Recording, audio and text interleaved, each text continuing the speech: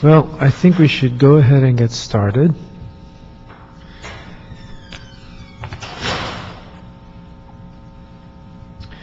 And move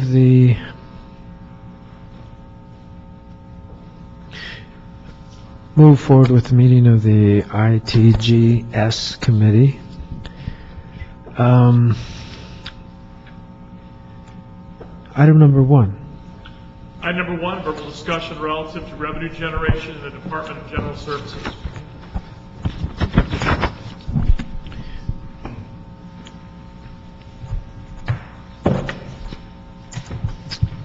Hello. Hello, Councilman. Good afternoon, Councilman.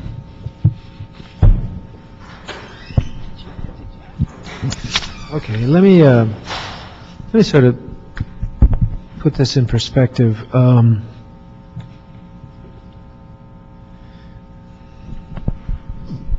The Information Technology General Services Committee has actually quite a large bailiwick of items, and some things that are, from an infrastructure perspective, very important to the city of Los Angeles. And so we hope to, as chair of the committee, I hope to impact on just those problems. So I want to just sort of put in perspective what my overarching goals will be. First of all, I'd like to make City Hall more accessible in general. That doesn't mean this City Hall building, but in general, the city's services more accessible. I want to increase efficiency and accountability, and I want to generate more revenue and increase cost effectiveness as much as possible. In terms of the information part of this, I think our website is outdated. We have too many dead links these people go onto the website to try and figure how to get services from the city, and they end up going nowhere or to a dead page. I believe we need more, if I could say it differently, I believe our information services need to be desired by all the general managers, and I don't believe that's the case across the board. They are doing their own thing, and that's not the way an information resource system should be. And so we have to, hopefully, we're not going to be able to do these things in my tenure, but if we can create or set the tone to get these done in the short term, I think it's important. And in terms of accessibility, I think we want to use the latest technology to be able to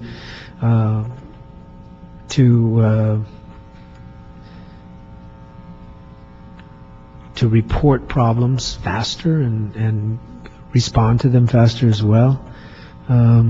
We know that council members Garcetti and Krikorian have phone applications where they can report potholes immediately. There's a few bugs with it, but it's better than the other system, and I'd like to see all of the council members have an opportunity to do something in the short term before we have this bigger fix. So I'll be looking at things like that. Want to see what we can do to expand Wi-Fi throughout city facilities, and that sort of touches on a general services issue. And in terms of increased efficiency and accountability, as I said, one of our biggest concerns is ITA is supposed to serve all departments, yet almost every department, a lot of departments, in particular the biggest departments, are doing things their own way and using systems that are different than us. So it really has made it difficult for us to create one homogeneous system that everybody can flow in and out of and work with each department in a fluid manner. And so that's something that's, I think, a huge challenge on IT.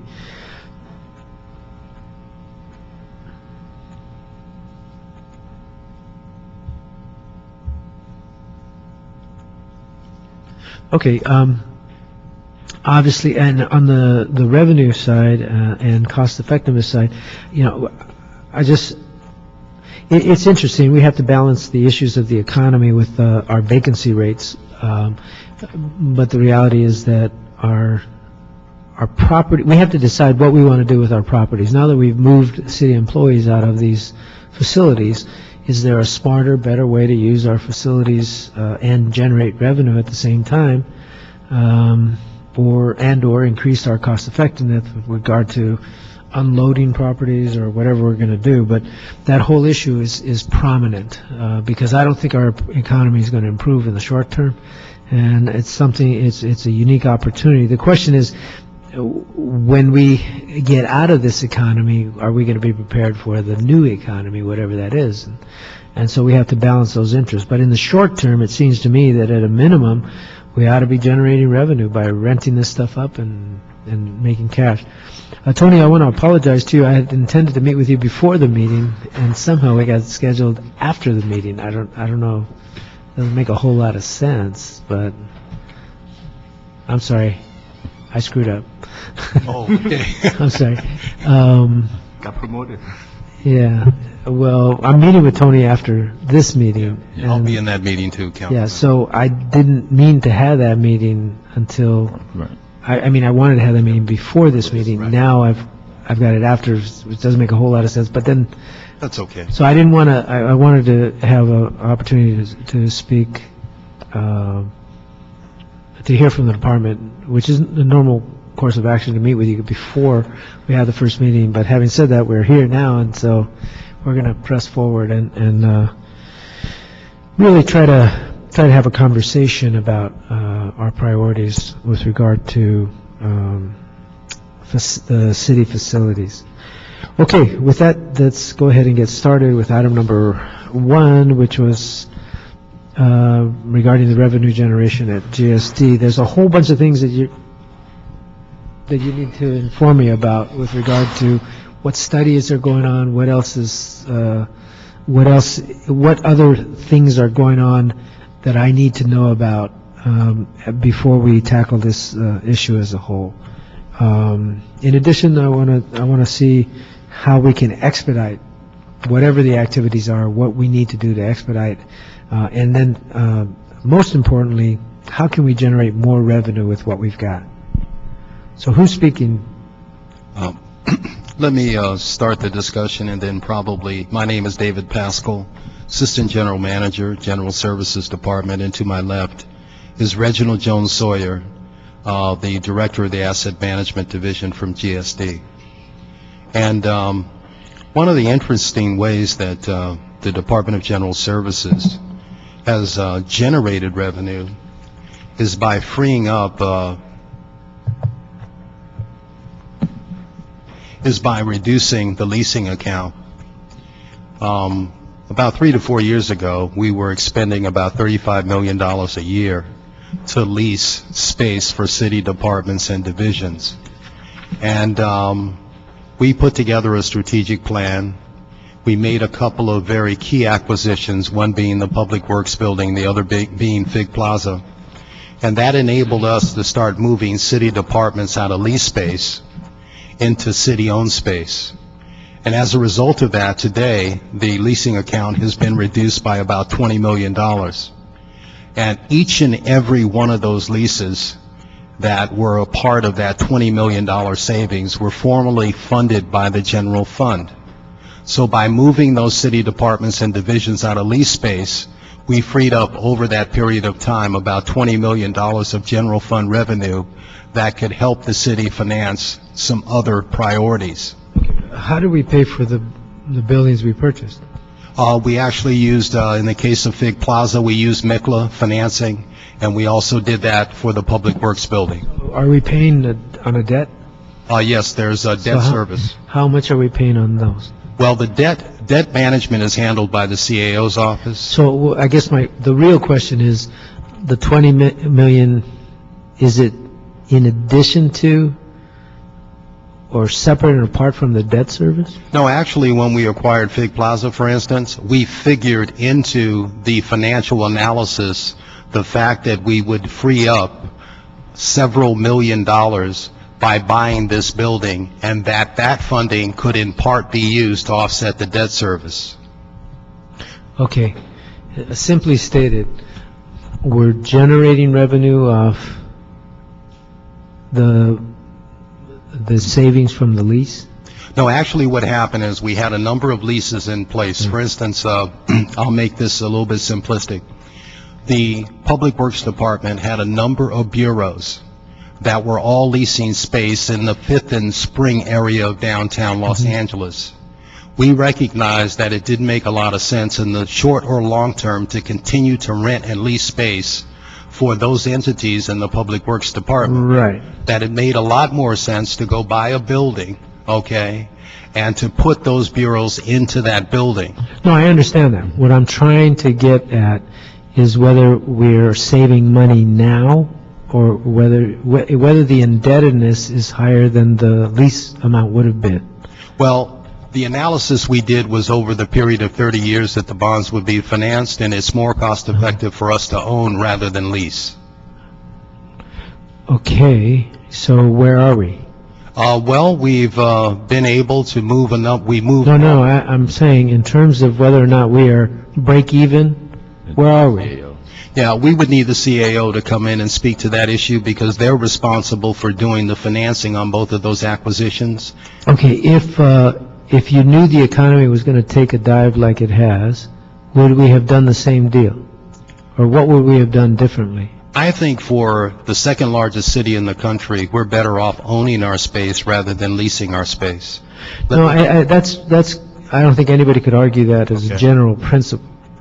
But the property values have diminished greatly. And I don't know from an investment perspective whether or not buying properties during the peak value is as smart as buying it, buy low, sell high. Well, I think when you look at all real estate, commercial real estate or residential real estate 5 years ago, 10 years ago, I think we're looking at a different situation today. That's exactly what I said. If you knew what you knew today, what would you do? Because I don't want to lock into a principle and then do the same thing over again if it's not the best strategy. So the question is, how do we move forward from where we are? Well, we're continuing to look at our leasing account and continuing to look at the opportunities to move city departments out of lease space into city-owned space. We still have some opportunities to do that as space becomes available in Fig Plaza. Well, now space should be cheap. Well, Councilman, I think we have candid with you, no one thought we were going to be where we are today 5 years ago. Absolutely. Absolutely no one. So well, my wife did, but I wish she had been here to help us. Yeah. I think part of that, the rationale, the city has been leasing space since the late 70s, early 80s. And if you look at the $20 million we've spent for 20 years, you're looking at $200, $400 million. We could have bought those buildings 2-3 times over, and now have an equity position in the building. If we continue to lease, that money doesn't become. Don't get me wrong. I don't have. We're talking about over the long run. I'm not wedded to leasing anything, but there are some sort of temporary programs that it might facilitate. A lease might be the appropriate way to go, but I'm saying by and large, government should own facilities that they work in. My question though is how to maximize. Now that we've increased our vacancy rate on our properties, it seems to me odd that we're leasing properties when we've got space available in the city's buildings. You're talking about the remaining 14 million, 15 million that we have in leases to the private sector? Whatever we have, it seems to me we have a high vacancy rate in city buildings now, right? What is that vacancy rate? It's about, we're doing a study, for example, within the Civic Center. You're looking at about 23% vacancy rate. And Is that approximately what it is citywide? We haven't looked at all of the buildings citywide. I mean, there are 900 buildings in the city portfolio, and we just begun looking at the major ones in the Civic Center. Okay, so if it's 23%, what does the lease agreements that we currently have, what does that comprise relative to our workforce? And we're doing a study right now, and a report is being finalized now, trying to look at the existing leases and moving those Okay, but entities into Reggie, city with all due code. respect, the question is very specific. Okay. It seems to me that somebody should always know how many vacancies we have and always know how much lease space we have, and that should, I mean, like, people that manage properties, they just know that stuff. They know what they got, they know what's available, and they know what they need to move. I'm asking the same kinds of questions. I don't want to hear about a study. Somebody should be tracking this stuff on a daily basis. Okay, we've got a vacancy over here, we got a vacancy over here. We just moved somebody in over here. We got to move. We got to go with the flow, but we got to keep tracking this stuff. So the question is, how much space are we leasing? And we said the vacancy rate downtown is 23%, but is the square footage of space that we're leasing smaller than the vacancies that we have? To answer that question, you're probably correct, Councilman, but I think it's important to take a look at the departments that are leasing space, because when you take a look at the departments that are leasing space, you have a number of leased facilities that are under the purview of the LAPD, the LA Fire Department. I was just discussing with your staff that Tillman Treatment Plant is on leased land. Lopez Canyon is on leased land. We have about 13 or 14 council district offices that are leased. We have about 3 offices for our representative in Sacramento and Washington. We have a number of facilities that are leased by the city attorney. Okay, so those are typically leased things that we're not going to move. I mean, Right, that's and we're not my going to. That's just my point. Okay, So when so we how look much at of those do we have versus our total portfolio of lease? where I was going with this is, Yeah.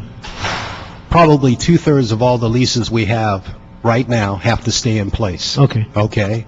So the opportunity for further reduction in the leasing account is probably somewhere between about $2 and $4 million. Okay, now, are these, what is the duration of these leases, and do we have opt-out provisions? In most cases, we don't have opt-out provisions, okay? And each and every lease is negotiated separately, so the term of the lease, okay, is specific to that particular lease. So I couldn't tell you, for instance, that all the leases are for 5 years plus a 5-year option. They vary. Now, is Tillman, as one example, is that fully occupied? That's the Tillman Treatment Plant. Yeah. That's where the Bureau of But Sanitation. they have office space over there, right? Yes, but they're Is it- primarily special funded, so they probably have not experienced any staffing reductions. Okay. Okay, so if, in a building like the one I'm in Pacoima, where we just built it, and, I'm the only one there, and we have, I don't know, maybe 20,000 square feet, I don't know, something like that, maybe 15, but we're only using a small portion of it. How do we put focus on getting it filled up? It's a beautiful facility, but if we can't get more tenants, either city or outside forces, the community's going to be scratching their heads saying, why did they build this thing? Yeah. And we're going to have to be very creative in how we move forward. As you know, the original idea was to open up a neighborhood city hall where we had city services. Right. With the cutbacks and the retirements, it's become very difficult for staff to Well- staff that. So we went to Plan B, which is looking at retail, and you and I have had several discussions about how to get retail in that area. Now I guess your office and our office is actually talking about looking at something a little more creative, looking at different groups that not only can bring services to the community, but I might also be able to pay rent. The community college, Mission College, looking at the culinary school. We had originally just had retail for 2 spaces. Culinary school is looking at a more expanded operation there, and we need to have real discussions with them. I've had College Track come to me and say, hey, look, we need 6,000 square feet. So instead of being narrow in our focus, we need to broaden it wider than we ever had before. Even looking at the federal government and seeing if they can bring in people from an immigration department and other places to bring services in that community. So how do we move these things? Well, I think we need to work collaboratively with the council office because you see, in the original programming for this facility, which preceded the conceptual design, okay, the Bureau of Engineering identified several city departments to go into that space. GSD actually has no involvement in that process. But as we know, because of the developments over the last 2 or 3 years, now city departments don't have the staff to assign to not only just the Pacoima City Hall, but we're concerned about the staff assignments at all neighborhood city halls throughout the city, because that's fallen off significantly. So I think what we have to do is to work collaboratively with each council member to find out what the plan B should be, because each council member has some different ideas about how that space ought to be filled up. Okay, now Your particular city hall, okay, was just open, and you're absolutely correct. It's an iron and glass. we moved in I want to say March. What was it? Well, you had your grand opening in August, I thought. Right. No, that was just an opening. Okay. But we actually moved in prior to that. Okay. In any case, we knew that the city wasn't going to be moving any other employees over there. So that's really not where the clock started in terms of when we should have been considering what goes in there. I met with Cushman. Was it Cushman and Wakefield? Grubb and Ellis. And they're the ones that... Who is it? Grubb and Ellis. Grubb and Ellis, you're right. I met with Grubb and Ellis a long time ago, it seemed, and we got nothing out of that. And they were very optimistic about being able to get a paying tenant in there, and it did not bear out to be that way. Yeah. Well, so I'm just. You say there's 90 facilities, and you said you want to work cooperatively with the council members. How do the council members even know? No, they're not. I didn't say there are 90 facilities. Oh, I'm sorry. How many are there? I would say about Talking neighborhood city maybe halls. 10, 12 neighborhood city City halls. halls. Yeah. No. 90 facilities in the city. And there's closer to 900 different facilities. 900 We're talking about police facilities. stations, libraries, fire stations. Yeah, Yeah. all of them. Yeah, I guess. These are the ones that not-for-profits are involved in. No, I'm not talking about these. I'm just talking about city facilities in general. Yeah, we own 950 of them. 950, okay. So, Yeah. does every council member know what facilities are in their districts? We've provided from time to time, okay, list of nonprofit facilities in each council member's district. We've provided a list of city-owned facilities that are in their district, all the fire stations, the police stations, the libraries, the parking enforcement offices, the neighborhood city halls. In some cases, you have city halls, like in Councilman Cardenas's district. And if you would like us to provide you with a list, we would certainly do that. Well, I guess, no, Matter of fact, what I'm I think trying to we say have is that provided. I agree with you that the department needs to partner with the council members. But, for example, does every council member know what vacancy opportunities exist in their district? I couldn't answer for the individual council members, but when we're looking at vacancies, I think it's important for us not to get lost in the Civic Center. We don't have a lot of large facilities like we find in the Civic Center. Outside the Civic Center, we have San Pedro City Hall and we have Van Nuys City Hall.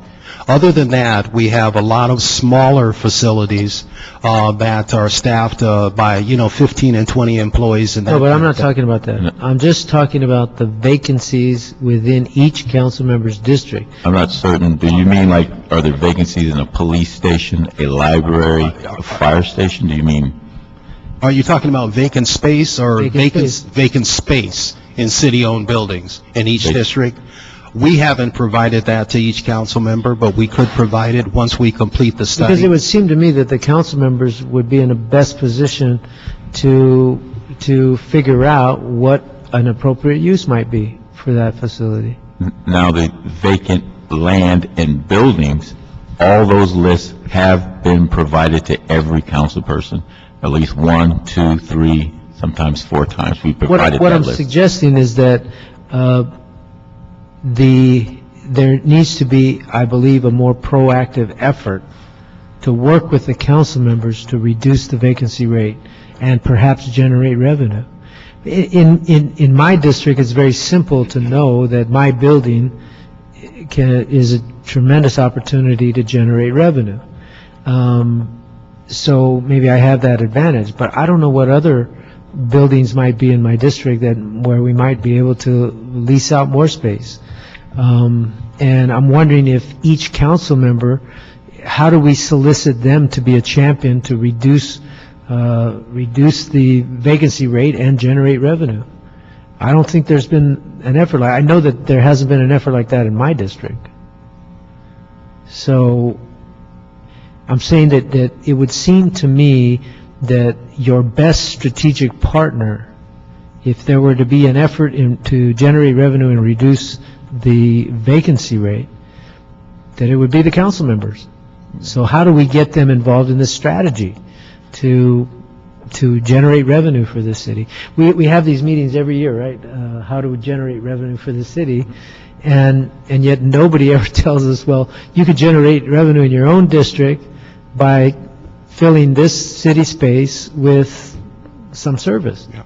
Well, selling Christmas trees, if it's vacant land, selling Christmas trees during Christmas, renting it to somebody. I mean, we need to be creative. We need to make money in this city. Because I'd rather make money and save jobs than have to furlough people and lay them off. Your issue is well taken, but one of the things that occurs to me is that it's not like we have 2 completely vacant floors in City Hall East. If you go through City Hall East, you will find vacant workstations available on just about each and every floor. But to be able to try to lease that space out would require us to do a consolidation study and then come up with the resources necessary to install new workstations, do the TIs, the tenant improvements, and also to make adjustments to the communications backbone. It would cost the city money to do that. And that's something that we've looked at, but we're not altogether sure that the resources are available to do something like that. Have the departments been asked to do that? I'm not sure. It wouldn't be our... See, what I'm saying is, I'm not trying to take your job away from you. What I'm saying is, you are not the customer. That the people that are most aware of what the most in control of the situation out there are your best strategic partners. It seemed to me that if you went to a general manager and said, can you squeeze all your available space, move your employees, do something to give us more space, we will reduce your cap, and then we can lease that space for more than the cap. But see, when you talk about a do building that? like City Hall East, you need someone to come in and do a space study, okay, in order to determine what the new alignment should be for those departments that are in City Hall East. It's not, it's more than just a conversation with the general manager. Well, I don't know that it is. I don't know that it is. Methodically. I don't think I need a study on everything, honestly. I mean, I think general managers can figure stuff out. Just tell them the goal is to give us a complete floor that we can lease out, give them an incentive to make it happen, and they'll figure it out. Well, we don't have the authority. That would have to be directed by the council and the mayor. And if you think that that's something that we should do, we'll certainly work with your office on that. But we don't have the ability to go in and tell a general manager what you just said. Who does? Well, maybe the CAO does. Maybe the Municipal Facility Committee does. But it has to be a body that has the authority to determine what the policy should be. Can a general manager just do it? I would imagine that, well, I'm thinking of various general managers right now. Give us a good example. Some no. Give us a good Some example. yes and some no. Yeah, it seems to me that, we're going to have some good experiences, some bad experiences, but having some good experiences is better than having none. Mm-hmm. And so having a bad experience means we stay the course, which we're doing anyway. Having a good experience means opening up opportunities to lease more city space or utilize it and reduce our lease costs. And so why not? Is there like a pilot general manager you can think of that we might be able to say, hey, if you can collapse X amount, and we'll bring the CAO in and say, look, we want a proposal from you to collapse your space in such a way that you give us X amount of usable space, and we'll reduce your cap rate. We'll talk, we'll get the CAO to support, reduce the cap rate if we can lease it out. And, right now there's a lot of space. You're right. It's office by office, desk by desk even. Mm-hmm. But I believe all in all, there's probably a lot of usable space there that we could be generating revenue off of, and or saving on lease expenses somewhere else, where we might sublease to somebody else even. But I'm also talking about some examples where we have a lot of usable space, like my municipal facility in Pacoima, where there's at least 10,000 square feet of usable space, and I see no plan.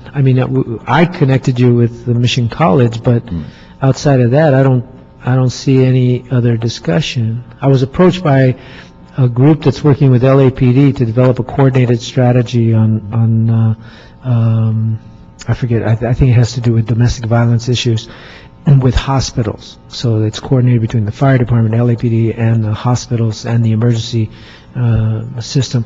And they're looking for, in fact, they're in the Old Valley Hospital, Tony. They're in your area, but they've got to move for some reason because I think you're doing something with that facility. I don't know. And so they come to you, but I don't know what to do with those kinds of requests. We send them directly to me. Yeah. If they're interested in leasing some space, send them directly to us. We'll be happy to sit down and talk to them and see if we can work out some terms and conditions. We're certainly, available to assist you with this, but this is something, quite candidly, that kind of fell in our lap. We had never been involved, in the programming or the determinations about who would occupy your facility. And we had wondered, prior to the opening, if the departments would fulfill their original commitment to staff those facilities in light of all of the staffing reductions that those departments have had to take. And we're very much concerned about your facility and all of the neighborhood city halls. We would love to free up one of our staff members just to go to all of the neighborhood city halls and determine what the occupancy level is. Because I've got to think that is very comparable to what you're experiencing at your own Pacoima City Hall. Departments just don't have the staff anymore to staff those facilities. So we certainly need to put some focus on the Pacoima City Hall, but we probably need to put some focus on what to do with the other neighborhood city halls as well. Well, that's the broader point. I just use mine as an example because it's the one I'm most and it's a very familiar good with. Yeah. But there are probably dozens of opportunities out there. So I'm suggesting a couple of things. Number one, I think we should put together a strategy to better utilize our council members as strategic partners in helping us figure out what to do with vacant space in their district to try and generate revenue. There was a rule that if we sell a property, 50% of it goes to the council member of the district. I don't know where that came from, but I the other think 50 to you and I general don't fund. do very well on that equation. But is there some kind of incentive that we can give to the council members if they can lease up their space? Same with general managers. If they can collapse their programs and make more space available, can we do something with it? I think we're more likely to be able to do something with it than have a desk here and a desk there. I mean, if we have, 5,000 square feet available here, we can do a lot more with it than if we just had a desk here and there that add up to 5,000 square feet. So that's actually what I want to work with the general services on. I want us to generate more revenue out of the available lease space. I don't anticipate us replenishing the workforce that we've lost in terms of, and that's another thing. The furlough system, by the way, it does nothing because you have a desk that's available one day, I mean, out of 5, and so that's not helping our situation. But the point is that I would like for us to look at the available city space as a resource to generate revenue so we could actually hire more people or avoid furloughs in the future or avoid layoffs or whatever. And I think it's an unusually large figure these days, which also obviously increases the challenges because the vacancy rate in the private sector is about the same. But not interestingly, in my district, I think the manufacturing vacancy rate is like 6%. Although I don't think our facilities are conducive with manufacturing, the point is that it depends on the market. What I really want to talk to you about now is authorities, because what kinds of authorities do you have? And you mentioned the Municipal Facilities Committee. How does that operate in this whole context? And we have all these studies that are floating about, but this is a 2008 strategic real estate plan, which I'm assuming really couldn't contemplate the kind of vacancy rate that we've seen now in our city facilities. Well, so it really doesn't apply. And I haven't looked at it, so I Okay. Well, you might want to take a look at it because it actually describes our strategy that we established back in 2008 to move city departments out of lease space, into city-owned space, which we saw then and we see now as an opportunity to free up general fund revenue. Well, but I'm also hearing, what I'm hearing in between the lines is that even if we could move all the people off of lease space, theoretically, the one-third that you talked about, even if we could move them all, we would still have some city space available. That's probably true. So is there a way to get to that calculation? Well, I think we need to, we started with the Civic Center to identify the vacancy rate in the Civic Center, and we're finalizing that study now. Then we've got to go beyond the Civic Center and look at individual city facilities and see to what extent various departments have had to reduce staff and how much space has been freed up as a result of that. But what you see in that report is also, I think, a strategy to address a couple of other issues that have been rather significant as well, and that is a strategy on surplus property. We've got a strategy in there concerning what to do with non-profit leases. As you may know, we submitted a proposed But right now, to dispose of our property would be the worst time to dispose of it, because the values are so low. Well, and let me just tell you this. What I'm suggesting is, interestingly, the lease costs have not dropped that much. In fact, I think in some cases they've increased. Well, for commercial real estate in downtown Los Angeles, you're correct. So why would we want to sell something when we're at the highest possible lease rate, and if we sold it, we'd get the least possible return for our dollars? So it seems to me the short-term strategy would be to lease it and then contemplate sale later on when the values go up. Well, one of the interesting things is that throughout the last 3 or 4 years, each and every time that we've auctioned off city-owned land, we establish what the opening bid should be in relationship to the Class A appraisal, and probably 2 to 3 minutes into the auction, we're looking at each other because we can't believe the numbers that people are bidding. Okay? We're doing Higher, you mean? Yes, very high. We just had auction. Because they're banking on the long run, too. Pardon me?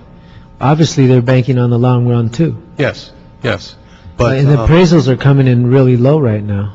well, it depends on the area. It really does. The auction we had back in April was for a number of properties and homes in the Pacific Palisades. Well, but let me just say this, that there was, how do I'm not an expert in this field, but let me just say it in my sort of street knowledge kind of way.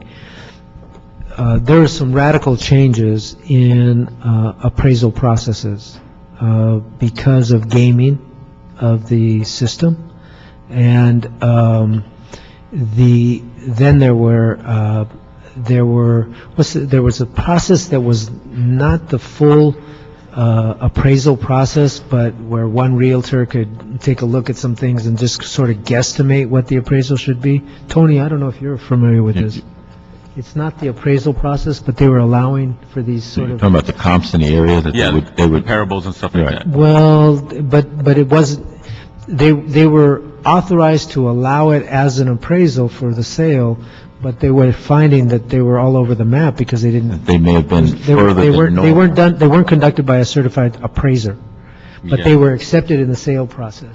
Who was accepting it? In what kind of sale process? The city of LA? No, not the city of LA. I'm saying the real estate industry.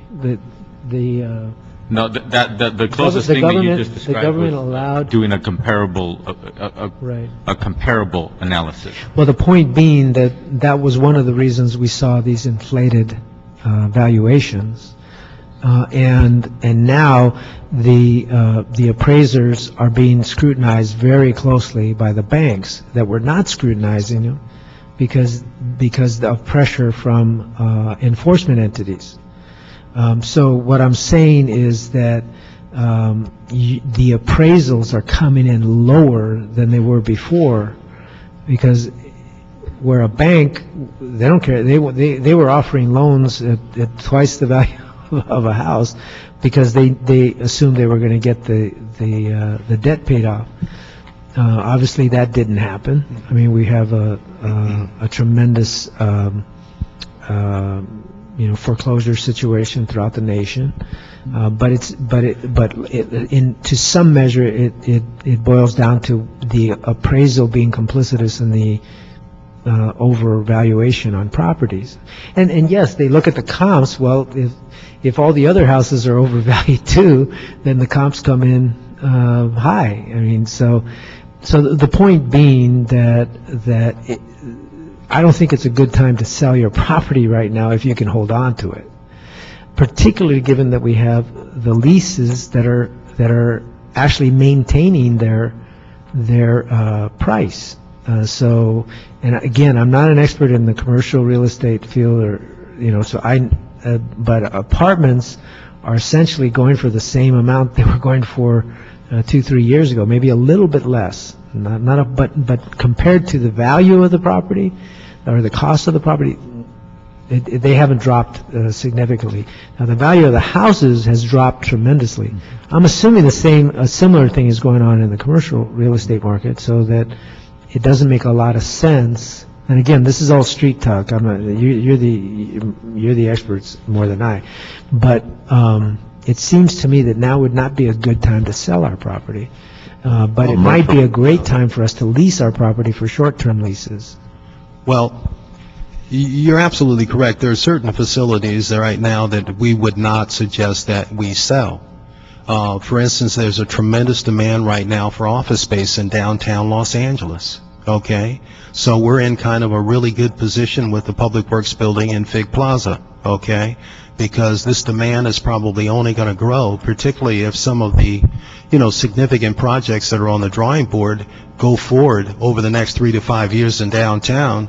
You're going to see a boom in downtown that we won't be prepared for in terms of the demand for office space, okay? Now, and what I'm thinking about is, the larger facilities. I don't think there are any real small facilities that we would be interested in trying to advance for sale, because those facilities, by and large, are essential to the mission of each and every city department and division. One of the things that I think is important to keep in mind when we talk about 950 facilities, you have a lot of fire stations. We're not going to sell fire stations. You have a lot of police stations. You have a lot of libraries. You have a lot of other essential but when you cut through all that that we stuff, would never what's think left? about That's what I want to know consider about. selling. Yeah. Then we have a number of historically significant facilities like Van Nuys City Hall, San Pedro City Hall. We never think about selling those. Okay? So when you talk about selling, we're not really But looking. can we lease space in Van Nuys City Hall? Well, the city attorney has opined that we really can't compete with the private sector and become some kind of a mega commercial real estate broker where we're leasing out a lot of public. But we're a service provider, and if we have a compatible service, like a nonprofit that provides services that are contracted by the city, But then we're not likely to get revenues, we're likely to end up gifting. no, but we don't have to. Well, We could give it to them That's at where the 50, local council member comes in. we could give it to them at 50%. pardon me? We could give it to them at 50%. What I'm suggesting is that if we can find that and make that determination, the council members in agreement, give an incentive to the council member to drive these deals, that we can probably generate some revenue for the city that's not there now. Okay, well, we can work on that. Go ahead, Councilman. He said go ahead, so. But the thing I is, apologize. these two guys have heard, but we should do it again because you didn't have the benefit of being in the committee when we've had similar discussions. And one of the discussions that we had was about trying to figure out, do we just let some of our vacant space sit, because we have a lot of spots around the city, or do we not give them for $1 a year either, because then GSD, rightfully so, is saying, hey, back in the old days, yeah, we might have had somebody go stop by and fix the roof or do this or what have you. We've given them no money Right. to do that. We don't even have enough money to keep this facility. Security, we don't have enough money for level that we want. security at Yeah, Pacoima. up to the level that we want to. So we also had the discussion of even at 50 cents a square foot or 50% of the going market rate or what have you, does it still fall into a category where even that revenue that we're getting still is or isn't enough to, believe it or not, for us to continue maintaining the liability and the activity. In addition to that, one of the problems that we've had with the not-for-profits is a lot of them are saying, well, we can't afford our own insurance, or we can't afford maintaining the facility ourselves. Even if you gave it to us for $1 a year, we can't even maintain the roof if we had to, or if the sink breaks, we're not going to fix it. We still want you guys to do it. You get what I'm saying? So we've had those discussions, and as a matter of fact, Bernard Parks has had those discussions in the budget committee as well. So the bottom line is, maybe what we should ask GSD is, show us where you think those cross points are. How low can we go where we're not kidding ourselves and not causing ourselves burdens that we can't keep? I'll make it even simpler. I want to see GSD have a strategic goal to generate more revenue. Well, That's let me simple. give you, let me So just, we don't have to use all the available space, but let's show that we're generating more revenue. okay. Let me give you an example. The Los Angeles Mall, which is really not a Bad mall, example. okay, all right? That's a special problem. That is a real special problem. We all agree. They use up a lot of special time Yeah, on that right. problem. Yeah. We use up $968,000 a year in funding from the Department of General Services to maintain the Los Angeles Mall. Yeah. Now, we have some vacancies, but with the tenants that we currently have there, we generate $636,000 in rent. If we were to fill every vacant space, we would still be losing $200,000 a year. And that's what we have to think about when we think about leasing out city-owned space, because we're landlords. We've got to maintain that space. Oh, but we're not competing with the private market. The theory behind that mall is that we're creating more jobs, that we're, I'm reaching here, Rich. No, that's That fine. we are providing a service to city employees so they don't have to go elsewhere and use time and gas money and all that. So, but if we made all those analysis and even broke even, I mean, that's a special situation. Historically, it's been a problem, and it's not my goal to particularly fix that problem. I don't want that problem to take up so much of our energy that we lose opportunities where we have more feasible That makes a lot of sense. opportunities. Yeah. My building's an easy one, I think. I think we should be able to figure out how to lease that space up with minimum alterations. But there are others where I think we can find out. All I'm saying is I want us to take a look at what we've got now, what we're leasing. I'm not saying give up on the mall down there. I'm just saying try to maintain the revenue that we've got, but grow it. And how much can we grow it? And yes, we have to be creative, do creative financing. We need to work with our community development department. They give out millions of dollars in grants every year to community-based organizations that provide services in these same communities, and they even put rent into the budget and pay that with federal money. Mm-hmm. So if that's going to happen, why not pay the rent to a city facility, even if it's at a 50% rate, which is what we used to do back in the day when I worked in community-based organizations. But there are also some businesses that have compatible services with what the city is trying to do. WIC centers, for that matter. Theoretically, I don't know what their health needs are, but it seems to me a WIC center could be in a city facility, and we could probably generate full rent for a program like that. No, we even talked years ago when we were just starting to look at the concept of neighborhood city halls, about approaching the federal and state government about satellite offices, a small Social Security office, a small INS office, okay, a small office with the state of California, maybe where they have a INS may not be a good that's example. not a good one. Yeah, That's not good anymore, because that was taken over by another agency.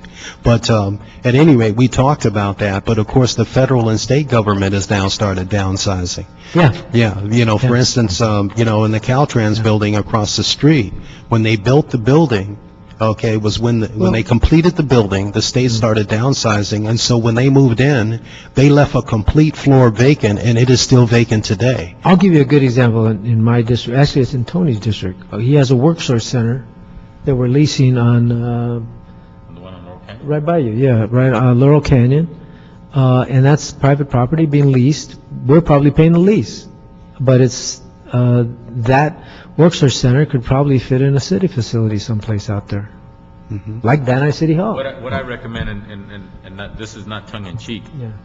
you do have a fine facility in Pacoima. You are making a recommendation that hopefully can and will work. How about if we instruct the department, obviously you're the councilman of that area, not to do it as a pilot program, but to embark on using that as an example of trying and testing if we can get tenants, whether or not we can get it at a reasonable rate, et cetera, perhaps a service provider tenant or two, or what have you. Yeah. And then use that as a real-time example, starting this real time, like October, November of this year, that your department start to report back to the councilman of the district about you guys are doing outreach, you guys got some bites, or the council member's office has let you know these are some of the people you're going to want to go contact, their service providers in the area, et cetera, and use that as an example of I like that. trying to address a community-based facility. Because I think we have two main categories, Richard. One is the high-risers in downtown, which is a different category. We've got FIG that we bought, Right. and we've got some law firms that, believe it or not, are expanding. Maybe they do bankruptcies. my understanding, they're expanding. We were thinking they were going to phase out, and I think we have a little situation where they're offering to expand in our building, right? So that's a different category than the ones that are spotty out in the communities. Yeah. That tend to be single story, maybe 2-story at the most. They're not ideal commercial spots or what have you, but they are located in communities where service is being provided. And your facility is a perfect example of that. Main corridor, crossing other main corridors. It's a central point in Coima. It already has your office in it, perhaps some other facilities, be it even county. Maybe county has some stuff they has placed in Coima. Well, I don't, actually, as a council member, sure, I'm happy to work with the department to do that, and I would have done it whether I be chair of this committee or not. I've been working with the department trying to sort that out, and I've made several recommendations for that site. But as chair of the committee, I want to see this citywide. I want to focus on revenue generation, and if we can add $1 million to the general fund, as far as I'm concerned, that's 10 to 20 jobs, depending on which categories. I want to add $10 million to the fund if we can, but I don't know what the range is of opportunities out there and how we can accomplish that. But I want us to work jointly to focus on revenue generation given these tough times. Now, the city attorney's opinion. Now, he used the example of the lawyers. That would run counter to the city attorney's opinion, if I'm not correct. The city attorney is very concerned that we as a city entity does not compete with the private sector real estate. So when we're talking about the attorneys, for example, if we cannot make a nexus between city services, in that building that's different. I'm talking about, you're talking about emptying out buildings so that instead of them going to the private sector, we start to take away all of their business and move them into city government buildings, and that makes the real estate area and that become more depressed because it's a loose term of land banking. The city wants to get into the business of owning a building for competing in the commercial market to lease it out.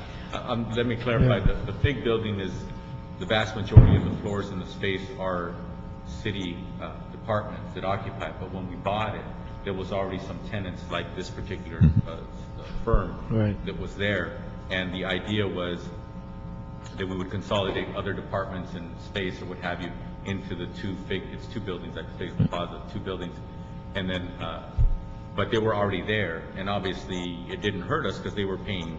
Yeah, that helps us with the debt service. They were paying good rates. Their existing lease had good rates, but an example is, kind of along what you're saying is, having efficiencies of what we do own and occupying as much space as possible. And at the same time, where we have inefficiencies as vacant space, let's generate funds and figure out ways to fill up that space if we can have a net profit, not profit per se, but a net gain on the space we already own, right? Yeah, and besides, even where we're collapsing areas and making space available, I'm not presuming we're competing with the private market. We could stick city workers from a lease facility in there. I mean, but the question is, can we, or city workers that might be compatible, or maybe DWP employees that can pay rent. I mean, so I'm not suggesting that we're automatically going to the private sector. In fact, I would lean toward identifying targets that are compatible with the city, with the city purpose. But I want to hone in on this. As chair of the committee, the reason I made this one of the first items on the agenda is because I truly believe there is, I don't want to say gold in them hills, but I believe there is revenue in those buildings, and your department in particular is front and center with driving that as an agenda item, and not just about managing, but literally gaining revenue that we don't now have to preserve jobs for the city so we can provide more services to our communities. So that's how I see it. I see general services as having an opportunity to save jobs that will preserve services to our community. And in doing so, maybe saving some general services jobs as well. I mean, I really think if every department were thinking like that. Did the same thing with neighborhood council system. I mean, when I would chair that committee, that's just the orientation these days. We want to do everything to save jobs.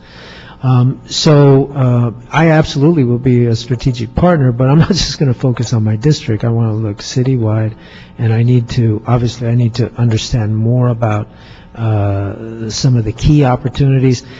And then, so I want to figure out ways to expedite those processes that are getting bogged down with all kinds of analysis and studies and all that other stuff. I began to talk about authorities, and I do want to understand the municipal facilities role in this process, the municipal facilities committee's role in this process, and how it combines with the general services. Well, the chair of the MFC is the chief administrative officer, and it would probably be best for the CAO to explain the history, the role, the responsibility, and the authority of the MFC. We are really the staff, department, and division to the MFC, and just about every matter that is brought before them emanates in GSD, or it emanates out of the Bureau of Engineering because it's related to a major project that they're undertaking. So we probably GSD would not be appropriate to respond to your concerns about MFC. Probably should be our CAO, Miguel Santana, or maybe even Jay Shen, who represents the CAO, might have a few things to say. Okay. Also, while he's coming up, I want to apologize. One of the points I wanted to make about the procurement facility, Chairman, is that not only to make it an effort, but also to document the comings and goings of the activities of the staff and the attempts to lease and the negotiations to lease, et cetera, so that we can see a real example of what kind of effort it takes, or not, to actually lease out some of our facilities that are out in communities and stuff. So documenting the whole way. For example, we may find that we approached a bunch of organizations and 20 of them said they'd love to lease it, but only 3 of them actually stayed at the table when it came time to actually negotiate a lease. That kind of stuff. Good afternoon, council members. I'm Ramon Soto with the CAO's office, Municipal Facilities Group. Councilmember Alarcon, you asked about the Municipal Facilities Committee. It's one of the oldest committees in the city. It was established by the council in the 1950s, 1956, if I'm not mistaken. Its membership has changed over the years, has varied, members have come and gone as designated by council. The current membership of the committee is the CAO's chair, the mayor's office, and the CLA. So those 3 members. Originally, the responsibility of that committee was to allocate space throughout the city. The way it works at this point is, they initially authorize leases, they do authorize space assignments, and more of late, they've taken oversight of construction projects that don't have their own oversight committee. For example, the Proposition F Animal and Fire Facilities Program has its own oversight committee, the Administrative Oversight Committee. Some major projects do not. For example, the Police Administration Building was funded by MICLA, and the MFC oversaw that. The MFC itself does not have a legislative power, if you will, but items that come before it, in most cases, are forwarded to the council for approval, such as leases, for example.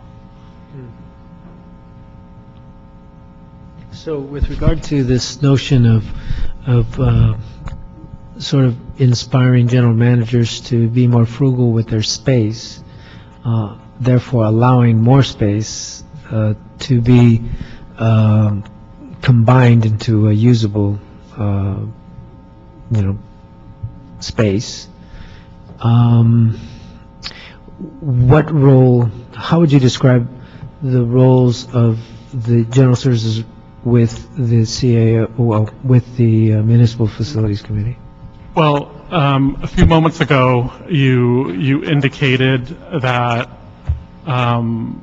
you would like more information on how GSD might pursue some, like, a consolidation of space, for example. The council can take that action directing GSD to conduct such a review. It doesn't have to emanate from the MFC. The council can do that, and the flow of the reports back would be through the MFC and then onwards to the council. I mean, do you need to have council action to do something like that? I mean, what? I would think that GSD is indicating to you that they need direction.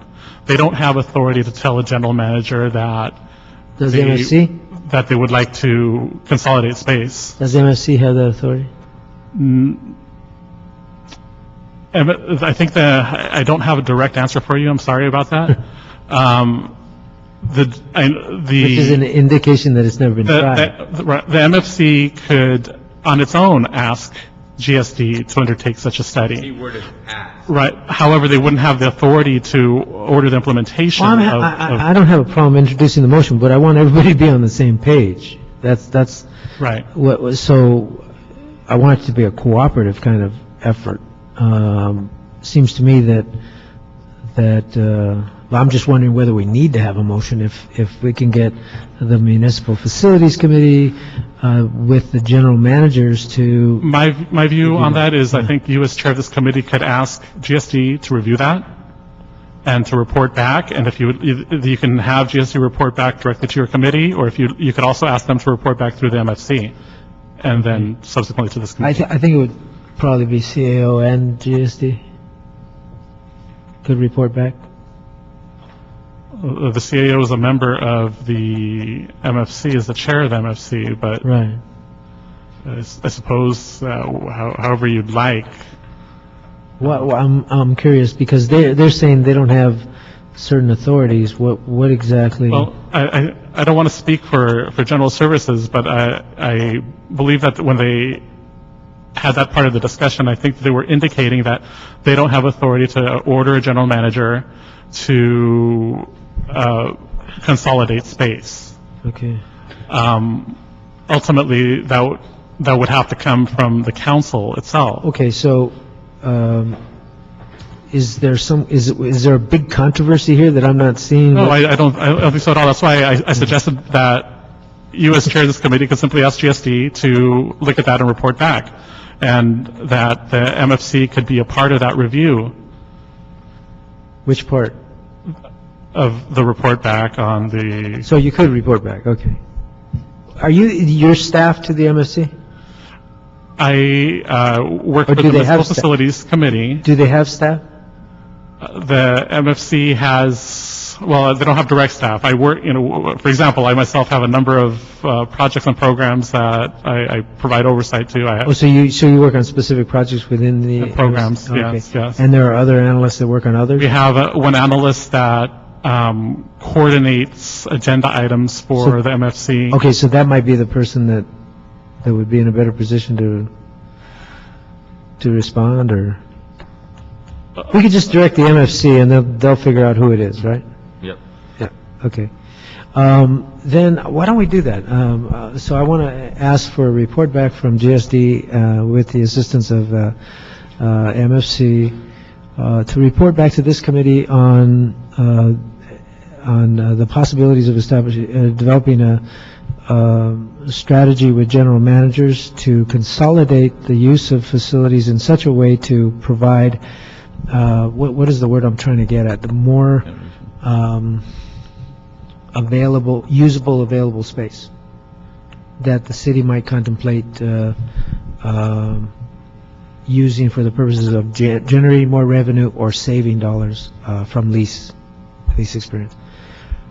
I think I got it. Did you guys get it? Like, You want to stick the word efficiency in there? Yes, and we want this to be an efficient report. No, we want this to, obviously, we want... Focusing on efficiency. Yeah, with an eye toward efficiency. That's fine. Throw the word efficiency in that motion somewhere. Well, good. I appreciate this. I hope that we can, if we set it as a goal, we're more likely to actually make it happen. And that will be one of my goals. I might want to go to some of these facilities, just some of the bigger ones that to better understand them. Sometimes it's always good to see them. I want to look at this. Tell me a little bit about this report. That report was put together when we were looking at buying Fick Plaza. And what it does, it took into account all of our policies that we had in place, specifically the nonprofit policy, which you probably have heard several times. We looked at it. Where does that stand right now? We didn't do anything, right? It was initially brought to the MFC and I believe approved in 2001. It went to the Budget and Finance Committee in 2005, and I think it's been brought back in 2010 back to this committee when it was in the ITGA stage. No, but what is the recommendation is to? There's about 10, 11, 12 recommendations on policy. There's one policy, but there's 10 to 12 different points in the policy. And it is one of the items in this committee right now. It's in one of the items for this. Okay, so I'll have to work with you on that policy. It's something I do want to address, but the current policy is to negotiate with the council members of the districts as to, Yeah, directly with the councilperson as to what the disposition of the properties in their district. Okay. I got it. The driving council member, as of late, on that policy of not-for-profits and city facilities has been Bernard Park. Right, that's correct. Yeah. Oh, but the council hasn't approved those The council as recommendations. a whole has not approved it. Right. We submitted it in 2005, and it's either been in committee or before the council a number of times, but the council has never acted on it. Okay. And the concept there was to charge rent or market rate for. The real purpose was to give some consistency for every nonprofit. Okay, that's a better way to describe it, I think. But one of the elements was to charge market rate. I think That came out with the Budget and Finance Committee recommendation. It was one of the things they wanted to look into, but that was not in the original policy about charging rent. Okay. It ran the gamut, because we had it in this committee, and even way back when I was on the Budget Committee in times past, the discussion had been had, but the flavor of what even Bernard Parks was that to go as far as charging market rent on a case-by-case basis, but to get away from the $1 a year rent. Oh, I see. To try our best to get away from trying to justify these $1 a year rents. And in our policy, we recommended, and this is not market rate, this was kind of looking at, as Councilman Cardenas said, $1 per year and then market rate. So what we recommended was $1 per square foot, and that's below market rate then, and it's below market rate now.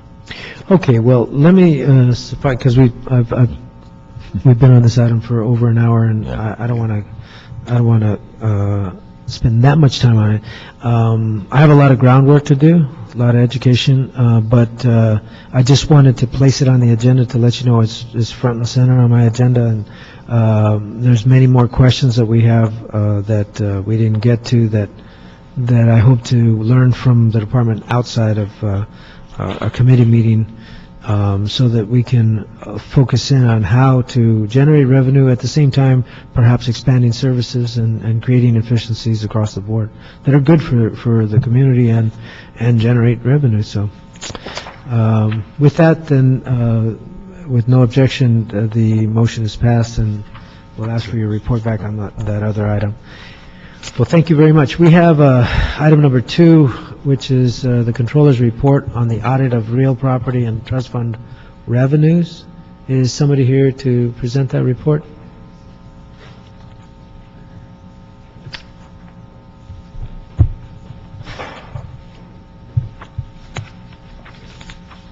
Good afternoon, Rick Taguchi, City Controller's Office. I'm sorry, I didn't get your name? Rick Taguchi? Oh, Rick. Yes. I can remember that. Okay. This audit report was issued in February 2010. The objective of the audit was to determine the impact on the city's general fund of the city's policy to deposit only a portion of revenues into the general fund related to sales of surplus properties and oil pipeline franchise fees. Just in the way of background, for sales of surplus properties, the administrative code stipulates that 50% of the proceeds be deposited into the general fund and 50% be deposited into council districts' real property trust funds. The amount deposited to the real property trust funds is based on the council district where the property was sold. There are a few exceptions to this rule. For example, proceeds from property sold in the Venice area are deposited 100% into the Venice area surplus property trust fund. For oil pipeline revenues, 50% goes into the general fund and 50% goes into the council district's real property trust funds. Of the amount going into the council district trust funds, 50% is allocated evenly to each of the 15 council districts, and 50% is based on the amount of square footage of pipeline in those districts. Okay, wait a minute, I lost you. Could you repeat you had a lot of 50% there. Okay, so for the oil pipeline revenues, there's a 50% split that goes to the general fund, 50% goes into 15 council districts. 50% goes into the council district's general real property trust fund. One council districts. Well, 50% total, but that 50% is allocated two different ways. That 50% is broken down. 50% for the general fund and 50% divided into 15 council districts. Right. Okay. On a formula basis. Well, the second 50% The is, second 50% is based on a formula. Half of the amount is goes evenly to all 15 Okay. council districts. The other 50% is based on the square that's footage. you're really of those talking districts. about of the whole 50% and 25 and 25. Right. Got it. Oh. Yes, Okay. a little bit Otherwise, complicated. we'd be talking about 150%. Yeah. And if we could do that, we'd solve all of our budget problems. Right. So Gotcha. the audit had three findings. The first finding was over the 12-year audit period, there was $13.5 million that went into these council district rural property trust funds. If those monies had gone into the general fund, then the monies could have been used for expenditures to meet the highest priorities of the city, and that would benefit the city as a whole, as opposed to being restricted to certain purposes. Is there any way did you map out where the opportunities might be? Excuse me? Did you map out where the opportunities might be to sell property? No, that was not part of the scope. In there, we talk about that there's about $7 million that was in the pipeline that could potentially be sold. So we did cover that. Okay. Yeah, well, I'm looking at this list of surplus properties, and some council districts have a lot more surplus properties than others, and a lot more in terms of potential. That listing was not part of our audit. Oh, it wasn't? Okay. So, let's see, could I ask the CLA to take this comprehensive updated surplus list and sort of break down what council districts, if we sold all our surplus property, what council districts would get what under the existing policy? Is it? You just have, see, because they may have a lot of properties, but they might be very small. Then others might have one very big one that you sell it for. Is it the total value, the sales price, the total of that 50% goes to the council district?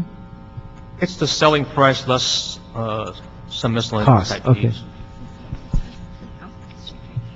It's the net, 50% of the net. Yes, it's the net So proceeds. right. if there's an escrow where that property sale That's just qualifies one. for the 50/50, and Okay. it sells for 1.1 million, and there's $100,000 in encumbrances and fees or what have you, then it's the net million in that case that actually gets split 50/50, correct? That's correct. Okay, so in CD1, for example, surplus property estimates is what? What are these estimates of? Page 2 of 11 has accumulated, right? What is it? What is it? 170,000 or something, or 6.5 million? 670,000. What is it? No, but what is this figure? What does that represent?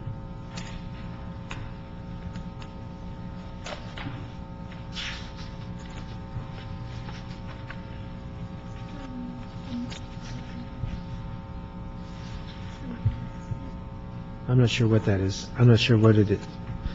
It can't be the price of the property. $10,000? I don't think so. That's the remnant.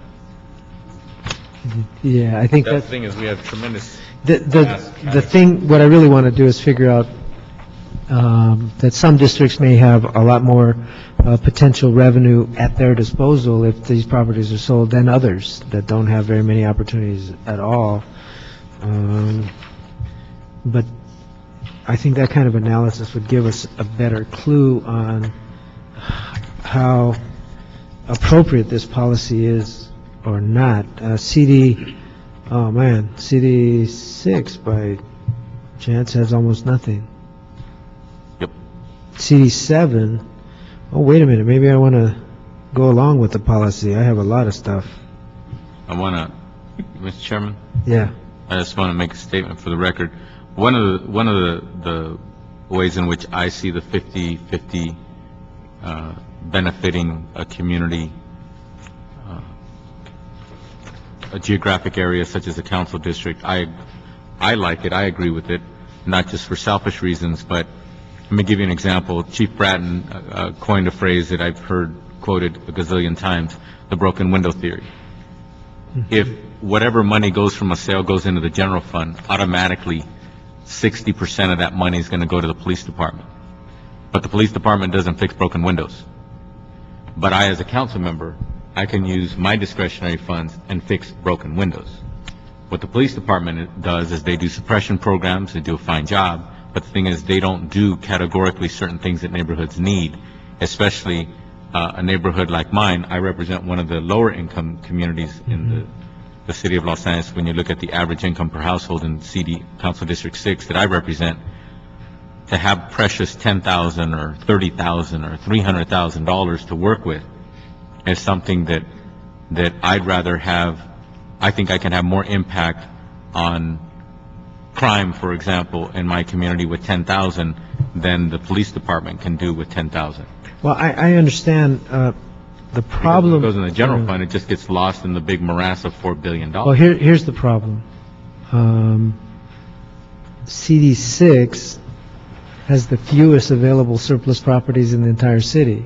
So you get 50% of the smallest pool of dollars.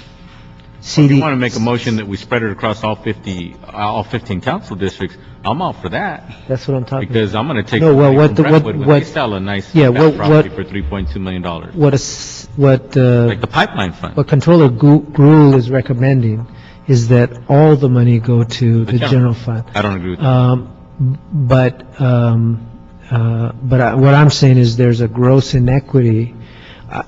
I may be somewhere in between, quite frankly. Maybe a larger percentage go to the general fund, but that we retain some, but it should be divided evenly. But there are special circumstances. Like you said, there might be a site that is extremely blighted and huge in one particular district, and they might need the money to cover, to clean it up, or restore it to something. But I don't think that's the case for all of these properties. But that's the direction I'm going in. So I'd like to ask the CLA to do an analysis of this comprehensive updated surplus list to let us know what districts would benefit more from sale of surplus property. And also, I want to work with the controller to at least move us in the direction beyond 50%. These are tough economic times. Our general fund is hurting, and I don't know about all the money going up over there, because then the council member of the district would have no incentive whatsoever to dispose of that property. And trust me, being in the position of knowing those situations with specific properties in my district, if it's not something that I'm going to get something out of it in terms of getting something back to my community, then I'm just not going to be inspired to do it. And the department, quite frankly, isn't going to make it a priority. So without that incentive for the council member, we're not going to see any revenue going to the general fund, because the property is just going to sit there. So we got to create an incentive for the council member. At the same time, 50% might be too much. But I do want to work with you on that concept. Well, I'm going to make a selfish statement. At any moment in time, a council member can actually allow a sale of property and allow all of the 100% to go to the general fund, or 90%, or 70%, or 80%, or what have you. What happened over the last few budget cycles, if you recall, the mayor's proposal was to sell a bunch of surplus property, and in that window of time or that budget year, to allow 100% of it to go to the general fund. So the philosophies are all over the map. I think it's, again, representing one of the poorer communities. Anytime one of those nuggets gets sold out of my district, I would like to have as much discretion over as much of those dollars as I can, because I have a lot of broken windows in my district. And we're local government, and we fix broken windows when we have some money to do it. Yeah, and the counter argument, where one district has 6.5 million and you have One of the poorer districts? yeah, CD1, 6.5 million, and you have 600,000. 600,000. It's very small. You won't have that opportunity anyway. The theory being that if Ed Reyes sold, half of his surplus property, $3 million, that's 1.5 million that would go back to the general fund in addition, based on the controller's recommendation. You might get more of that 1.5 million than you would for your 50% of 300,000. So I'm just saying that I think it's something that we should explore, given these tough budget times, and I thank the controller for bringing this report forward. And again, I'd like to ask the CLA to come back with a report based on the controller's recommendations and the comprehensive updated surplus list, just to give us a sense of which districts are most likely to benefit according to the existing policy.